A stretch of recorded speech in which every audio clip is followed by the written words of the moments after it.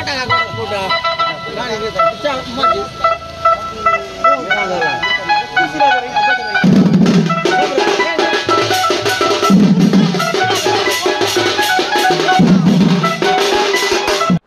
देख रहे हैं बस्तर संदेश और मैं जगदलपुर से कार्तिक कश्यप। इन दिनों लोकसभा चुनाव की जो तैयारी है युद्ध स्तर पर दोनों पार्टियां कर रही है और पिछले चुनाव के अपेक्षा इस बार कहीं ना कहीं कांग्रेस आमूल-चूल परिवर्तन करने के लिए जो मैदान में उतर चुके हैं। जिस तरह से राहुल गांधी जगह जगह रोड शो कर रहे हैं, 5 गारंटी जो नई गारंटी को पब्लिक को बता रहे हैं। वहीं अगर हम बीजेपी की बात करते हैं तो सीधा 11 का 11 सीट अपने पाले में डालने की बात बीजेपी कर रही है। हमारे बीच कोंटा क्षेत्र के जो विधायक हैं कवासी लखमा जी, उनके पुत्र हैं हरीश कवासी जी। आप सभी लोग जानते होंगे, नामचीन व्यक्ति और कद्दावर नेता हैं। हमारे बीच मौजूद हैं, इनसे पूछ लेते हैं इस बार की जो लड़ाई है लोकसभा चुनाव की, ये कैसी रहेगी। सबसे पहले तो आपका बहुत बहुत धन्यवाद। और जिस तरह से पूरे देश में लोकसभा का बिगुल बज चुका है और कुछ ही दिन बचे हैं चुनाव होने को, और एक देश में परिवर्तन का लहर है। और जिस तरह से कश्मीर, कन्याकुमारी से लेकर कश्मीर तक राहुल जी ने पदयात्रा करके जो माहौल बनाया, निश्चित रूप से इस समय देश में एक नया बदलाव लाने को है।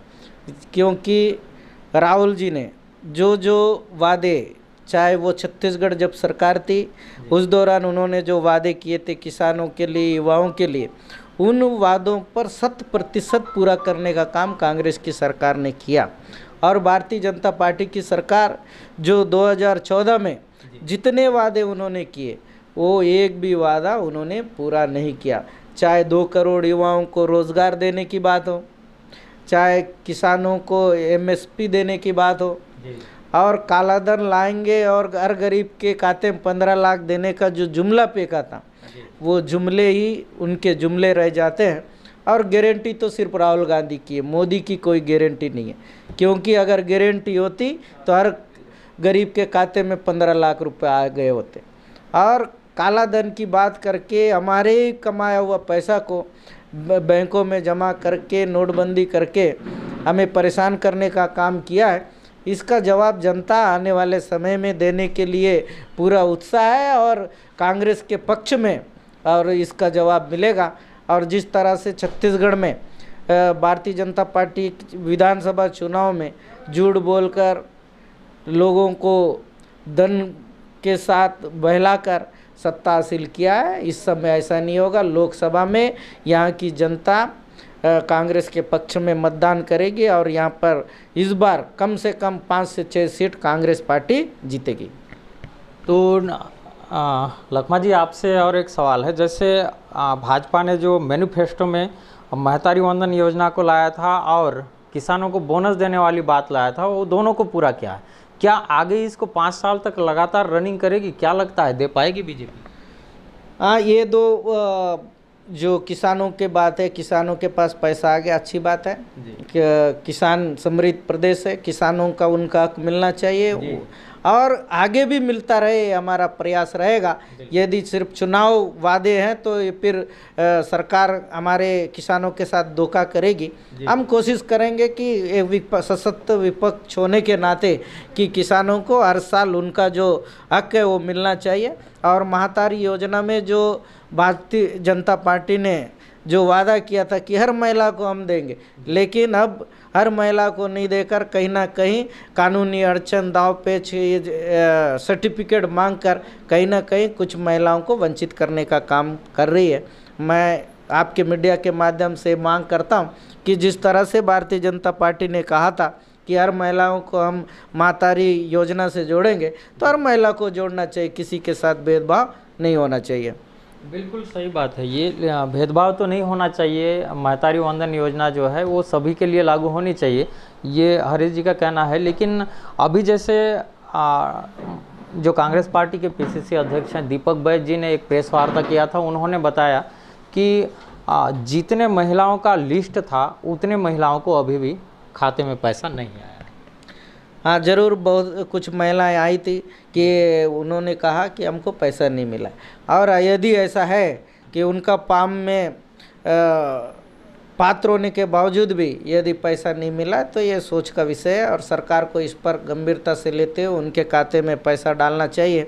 और जिस तरह से भारतीय जनता पार्टी की सरकार बनने के बाद लगातार फर्जी मुठभेड़ और हमारे आदिवासियों को पहले 5 साल पहले जो निर्दोष आदिवासियों को जेल भेजा जाता रहा है, फिर से चालू हुआ है, क्योंकि जब से सरकार बदली है तब से अंदर गांव के लोग मुझे फ़ोन कर रहे हैं, किसी को उठा के लेके गए, भैया छुड़वा दो।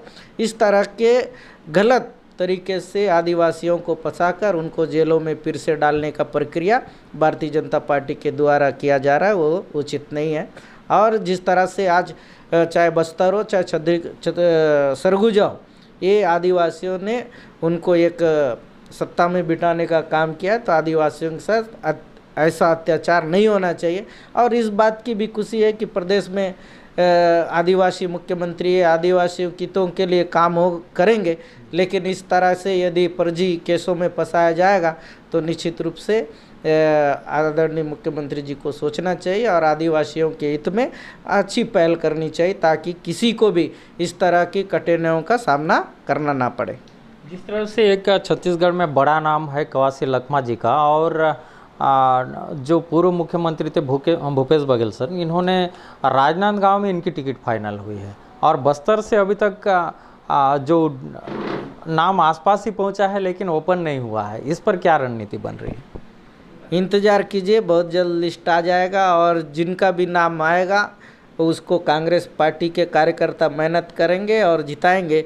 फिर से पिछले बार 2019 में सांसद बनाकर हम लोगों ने दिल्ली भेजा था, फिर सांसद बनाकर दिल्ली भेजने का काम कांग्रेस का एक एक कार्यकर्ता करेगा। बहुत बहुत धन्यवाद हरीश कवासी जी। आपने सुना होगा कि कहीं ना कहीं दावेदारी ये भी रखते हैं, और बस्तर में 2 नाम हैं जो उभर कर सामने आई है, जिसमें दीपक बैज तो है ही, साथ ही हरीश कवासी जी भी उस रेस में शामिल हैं। लेकिन आप देखेंगे इन्होंने जैसे अभी अंत में कहा कि जिसका भी टिकट फाइनल होगा, जिसका भी नाम फाइनल होगा, बिल्कुल दमदारी के साथ चुनाव लड़ा जाएगा। और इस बार जैसे इन्होंने कहा कि 5 से 7 सीट अपन छत्तीसगढ़ में सांसद बना के दिल्ली भेजेंगे, ये इनका कहना था। और आगे देखिएगा कि बस्तर में किसकी लिस्ट तैयार होती है, किसके नाम तैयार होती है। बाकी छत्तीसगढ़ में तो अभी बड़े चेहरे के जो नाम पर हैं वो दांव लग चुका है। आप देख रहे हैं बस्तर संदेश और मैं कार्तिक कश्यप, जगदलपुर से।